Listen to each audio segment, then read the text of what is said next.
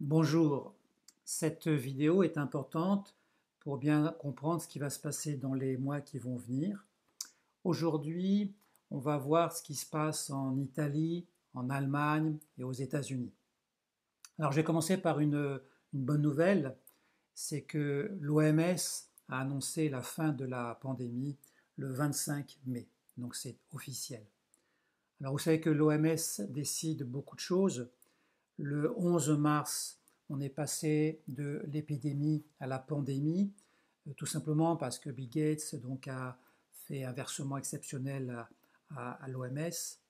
Ensuite, le confinement a été fortement préconisé dans tous les pays du monde par l'OMS. Et le 25 mai, nous avons l'annonce officielle qu'il n'y aura pas de deuxième vague. Donc ça, c'est le, les paroles de l'OMS.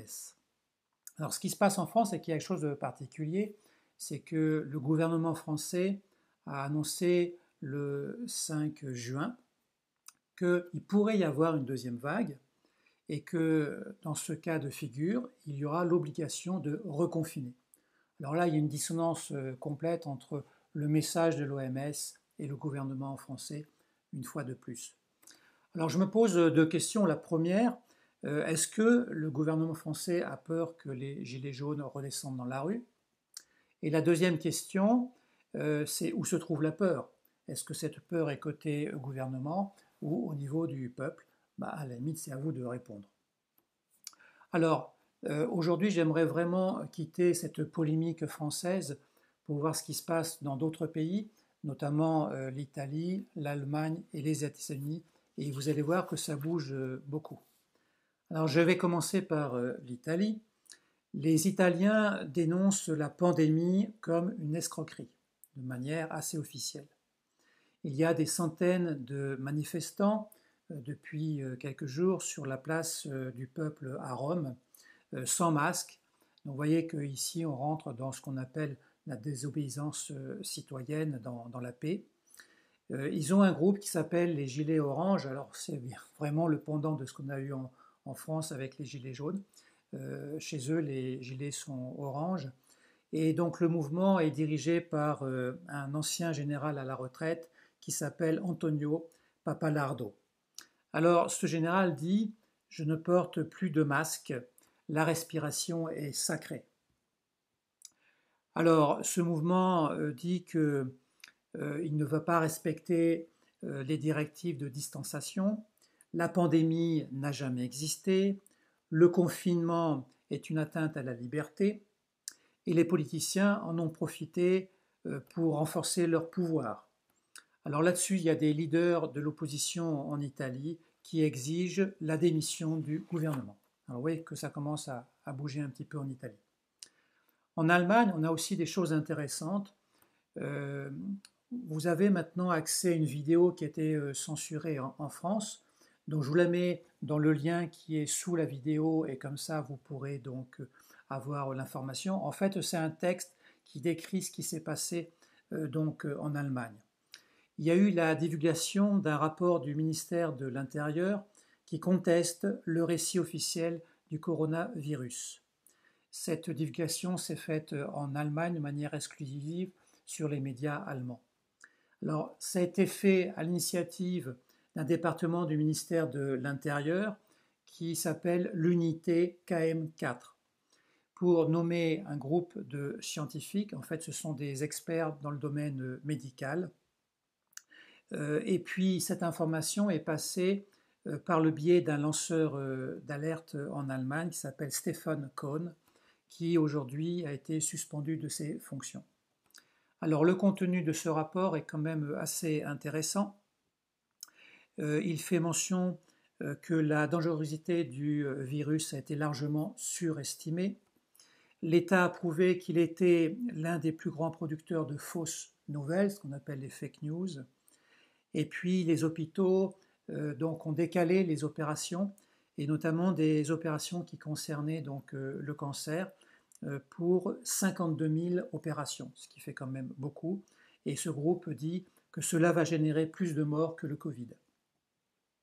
Il y a en parallèle en Allemagne des mouvements de protestation qui s'appellent Corona Rebellen, Et en avril, il y a eu des manifestations contre le confinement. Ensuite, ça a continué. C'était contre l'OMS.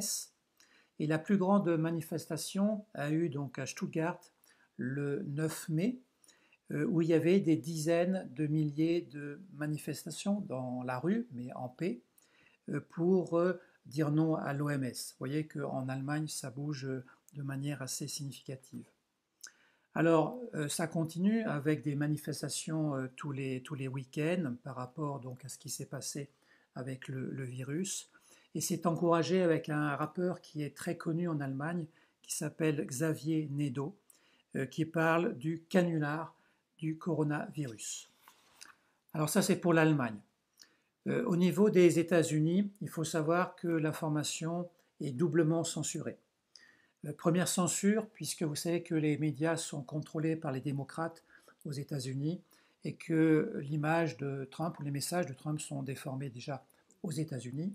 Et ensuite, il y a une censure française parce qu'il y a certains messages qui dérangent en France.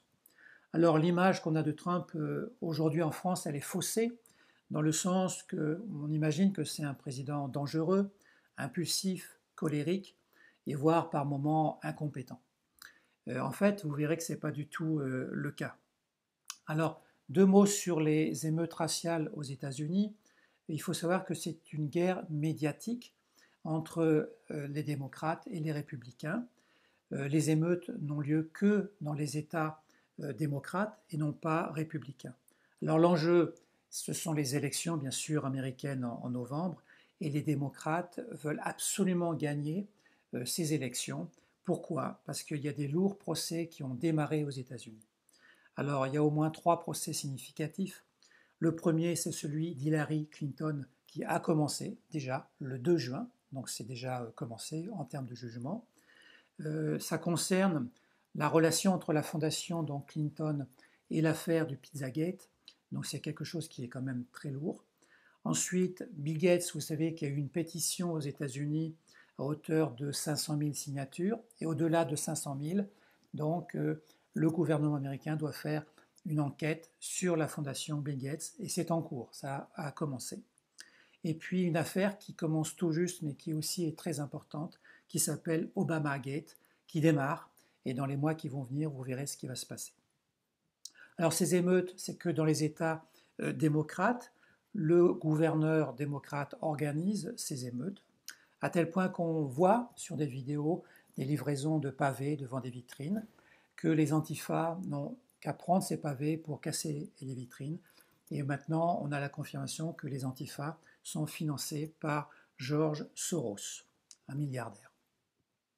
Alors, je ne vais pas m'étendre plus là-dessus, il y a plein de preuves, plein de vidéos, et je vous renvoie sur la vidéo de Silvano Trotta du 2 juin. Alors, je vous mets le lien sous la vidéo. Silvano a fait un beau travail de synthèse et je le remercie pour ça. Donc, il va vous présenter bien sûr ces vidéos. Alors, le but de tout ça, c'est de démontrer que Trump est un incompétent et qu'il ne sait pas maintenir l'ordre dans son pays. Alors, je vais quand même vous donner la liste des actions que Trump donc, a mis en place depuis quelques mois, qui ne sont pas forcément connues. Il a validé le traitement du docteur Raoul dès le début de l'épidémie. Il a bloqué l'obligation vaccinale aux États-Unis. Il a nationalisé la réserve fédérale, rendant la souveraineté monétaire donc, aux États-Unis, ce qui est très important. Il a coupé les fonds pour l'OMS et du coup, ça a entraîné d'autres pays qui ont fait la même chose. Il a annulé le projet de loi Covid-19 Trace Act, qui était la base du projet de diagnostic de Bill Gates. Il a bloqué le projet de Bill Gates aux États-Unis qui s'appelle ID 2020, qui est le précurseur de la puce. Il a ouvert une plateforme pour dénoncer les abus et la censure de Facebook, Twitter et YouTube. Il a adopté un ordre exécutif pour bloquer toutes les installations 5G aux États-Unis. C'est fait, car jugées dangereuses et nocives pour la santé publique.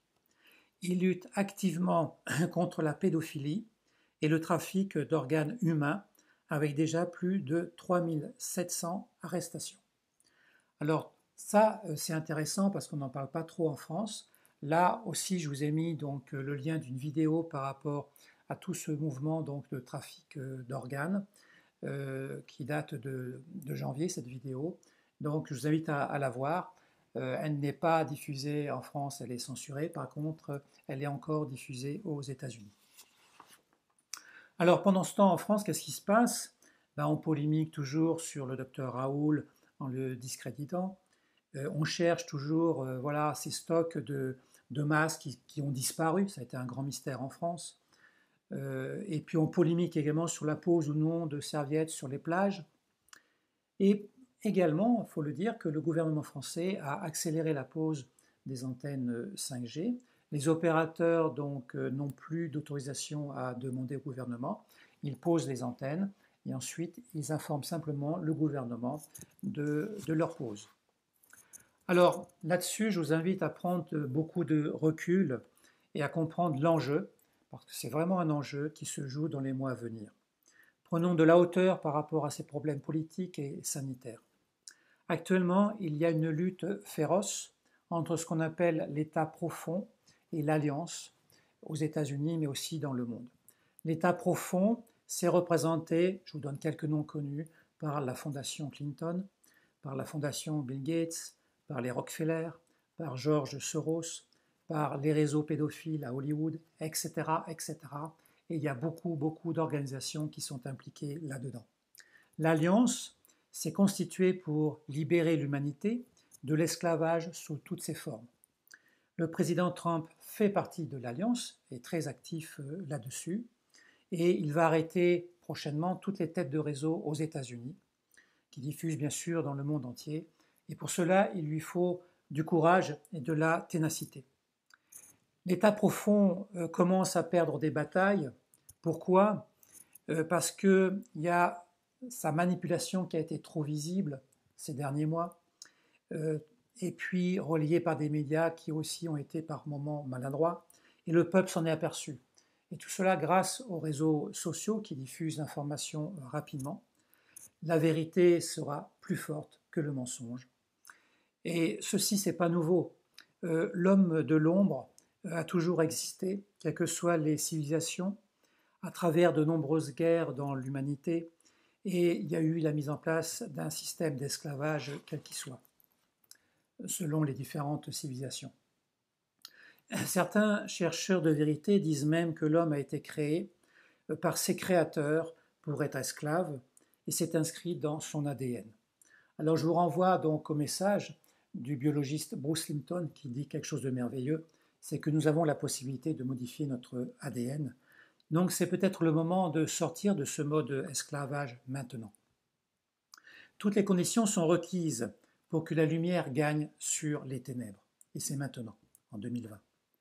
Le Covid-19, finalement, a été un magnifique révélateur pour inciter les peuples à se réveiller et à reprendre leur souveraineté.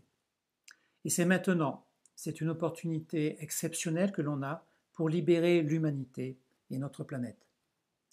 Alors la vie s'inscrit dans des grands cycles. Nous avons le cycle de précession des équinoxes qui dure 25 000 ans, mais ce cycle était connu par d'autres traditions.